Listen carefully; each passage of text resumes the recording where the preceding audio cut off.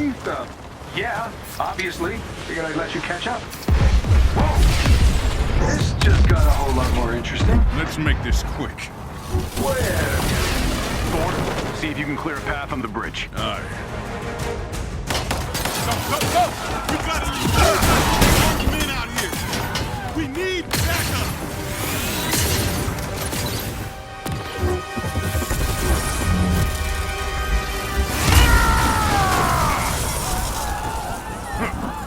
You are not worthy.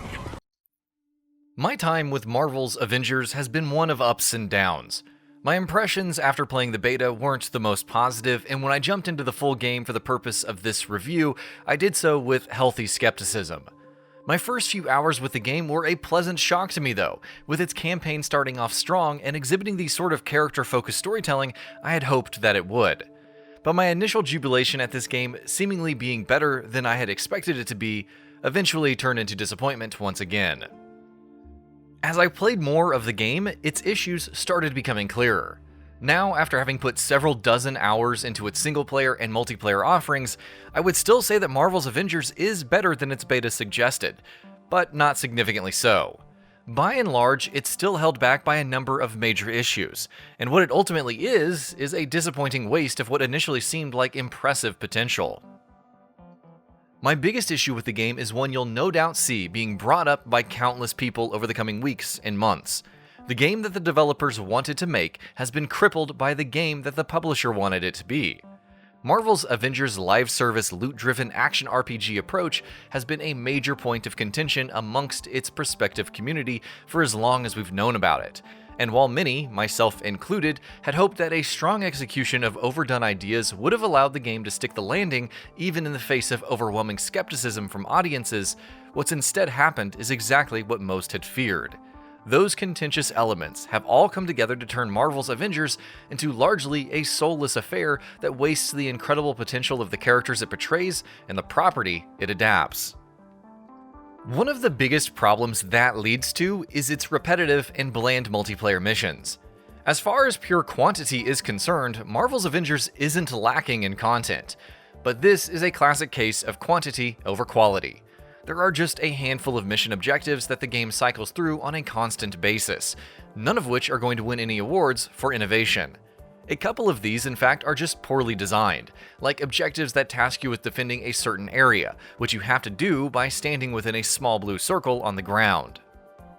The problem arises when you take hits or when you dole them out, because both of these things entail movement that takes you out of that designated circle. It's just frustrating to see a game at odds with itself, like it's not quite sure what it wants the player to do. Do you want me to stay still? Do you want me to dodge this barrage of incoming attacks? Do you want me to defeat these waves of enemies? Just pick one. And yes, that's another issue. All of these missions, more often than not, boil down to the same thing: fighting waves of enemies and damage sponges, which doesn't help with the whole lacking in variety issue in the slightest. It doesn't help that there's not much environmental variety either, especially with the indoor locations, which are reused excessively. Those enemies that you fight are not the most exciting to fight against either, and all of them are largely just slight variations of 4 or 5 archetypes that actually differ from each other in meaningful ways. Within those larger archetypes, there's variation in things like what kinds of shields they equip or what kind of ammo they fire, and so on. But in the heat of combat, those differences feel negligible, not least because their visual design hardly varies in any meaningful way. Repetitive missions and bullet sponge enemies go hand in hand with loot-driven live service games though, so why exactly is that such an issue in Marvel's Avengers? Well, because it's not like the game does anything else to stave off those problems. Outside of the campaign, the paltry narrative flavor and context it provides feels bland and uninteresting, but more disappointingly so too does the gear that you acquire. For the most part, the perks and advantages that the gear bestows on you feels way too granular, and when you actually do get a piece of gear with the kind of perk that actually feels like it makes a difference for your character, it doesn't stick around for too long. Marvel's Avengers gives you new gear at a brisk pace, which means that even if you do finally find a gear piece that you like, it's not long before you find something that might not be quite so interesting, but still arbitrarily makes your power level go up. Games that hand out stronger gear at a steady drip can feel great and empowering, But when that only leads to the numbers going up and doesn't actually reward you with consequences in gameplay, it just feels meaningless. And that's definitely the case here. And so, with the gear system being the way that it is, and with the mission structure being consistently bland and repetitive, Marvel's Avengers meat and potatoes, the gear-driven multiplayer content, ends up feeling like a lifeless slog. I do want to give the game credit where it's due though. The combat can be a lot of fun when the game isn't tripping over itself, and more on this in a bit. When the game starts out, the combat feels like a monotonous button-mashing affair, but it gets better as you go. As you start leveling up and start unlocking more abilities from each of the character's skill trees, combat starts getting more varied. There's a decent amount of depth to these skill trees, with quite a few options to upgrade or unlock ranged attacks, melee attacks, your special heroic abilities, and more. Unlocking new attacks and powering up some of the existing ones lends some much needed depth to combat, and when you're chaining multiple moves together in perfect sync across both aerial and grounded combat, Marvel's Avengers feels like the game it should have been.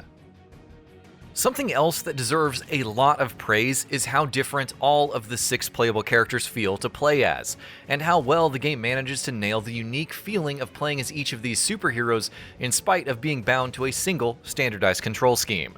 They each move differently, have different attacks, different skill trees, different heroic abilities. They really do feel like unique characters.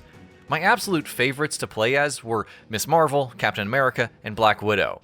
Kamala especially was a joy to beat enemies to a pulp with, and was my main in all of the non-campaign content I tackled, so basically in most missions where I was allowed to pick the character that I wanted to play as.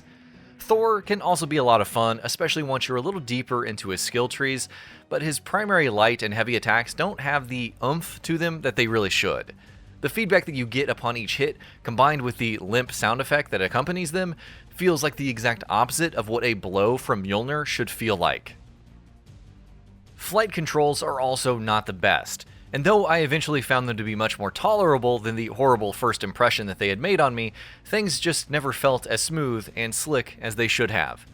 Thankfully, Thor's melee capabilities meant that I was able to mostly use him as a grounded fighter. Flight controls were a much bigger issue with Iron Man though. In melee combat, he doesn't stand up to punishment very well. It's almost like he's made of glass. Attacking from range whenever possible is usually the best way to play as him, especially when you're playing solo. That, as you would expect, involves a lot of flight, which means Iron Man, disappointingly enough, is one of the least fun characters to play as in the game. Then there's Hulk, who was my least favorite, owing to his lumbering and sluggish movement. As fun as the combat is, it's not enough to carry the whole game by itself, which is exactly what it's been tasked with doing. I know I've already talked about the repetitive missions, but even fun combat cannot tip the scales in this game's favor here. The missions just feel procedural, repetitive, and bland. That, disappointingly enough, is an issue with the campaign as well. Though not quite as frustrating as the multiplayer missions, there are several missions that take place in distinct, handcrafted locations, and that certainly does help alleviating the feeling of repetition. The campaign too relies on combat way too much. I understand the need of designing all multiplayer missions in a more homogenized fashion, given the fact that they have to accommodate 6 possible different characters, 4 of them at the same time, but I don't see why the campaign couldn't have had a more inventive mission design. The characters themselves, in fact, are almost begging for some variety. Captain America, with his double jumping and wall running abilities, could have been the focus of some platforming-centric missions. Iron Man could have starred in some dogfighting aerial combat set pieces. Black Widow's abilities would have felt right at home in stealth sections. All of this is either woefully underutilized, Iron Man does have a flight-specific mission, and there are some small platforming sections with Cap sprinkled here and there, or just flat-out ignored. It feels like such a wasted opportunity. What's the point of having all these characters who feel so unique to play as, and even move as, if all you're going to do as them, regardless of who you're playing as, is beat up waves of enemies to a pulp? The story in the campaign has a lot more going for it, in that instead of being completely unappealing or flat-out broken, it's merely inconsistent. Kamala Khan is an excellent protagonist. Her wide-eyed reverence of Earth's mightiest heroes and her unerring optimism, even in the face of overwhelming odds, makes for a very relatable character that's easy to root for. Her interactions with the Avengers are also always heartwarming, and the father-daughter relationship she forms with Bruce Banner is easily the highlight of the campaign. Something else I appreciate about the campaign is that it takes its time with things. Rather than rushing to the big blockbuster moment of the Avengers all fighting together, this story of bringing the band back together takes its time to lay down its foundations and bring the main players into the fold one by one at a steady pace that allows mostly all of them to breathe and have their time in the sun. But there are issues here as well. For starters, Thor has no real role in the story other than just being there for no reason in particular. All the other characters are integrated into the larger narrative pretty well, and either through their personal stakes or conflicts with each other, they all leave their mark on the story. Thor, on the other hand, feels like a pointless bystander who's woefully underutilized, and he's not the only Avenger the game doesn't do justice to. Iron Man's characterization hews far too closely to the MCU films, or at least tries to at any rate. He ends up feeling like an off-brand knockoff. There's also a disappointing lack of villains, which feels like a major missed opportunity, given the ridiculously deep and rich source material this game was working with.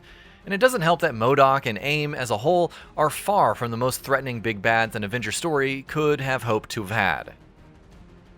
And there's another major problem that serves as a big blow to Marvel's Avengers, to the extent that it even hurts the game's combat, which otherwise is probably one of its best aspects. A laundry list of technical issues. The frame rate here is absolutely horrible. When there are multiple heroes in a single mission and you're fighting against large numbers of enemies, both of these happen a lot, the frame rate tanks to ridiculously low levels, to the point where the game becomes almost unplayable. Hell, frame rate even drops regularly during cutscenes.